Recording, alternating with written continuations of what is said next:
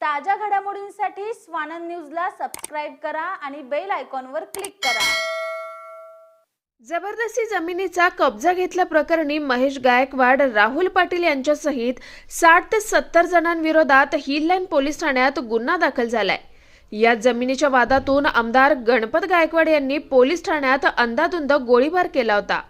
31 जानेवारीच्या दुपारी fair deal developers भागीदार संस्थेचे प्रमोद रंका यांच्या मालकीचे द्वारली येथील सर्वे नंबर 6 या जागेवर आरोपी महेश गायकवाड, राहुल पाटील यांच्यासहित 60 ते 70 जणांनी बेकायदेशीर जमवून जबरदस्ती जागेत प्रवेश केला। एवढंच नाही तर जमिनीचा ताबा मिळवण्यासाठी प्रयत्न केला। त्यासाठी कामगारांना शिवीगाळ आणि दमदाटी करण्यात आली।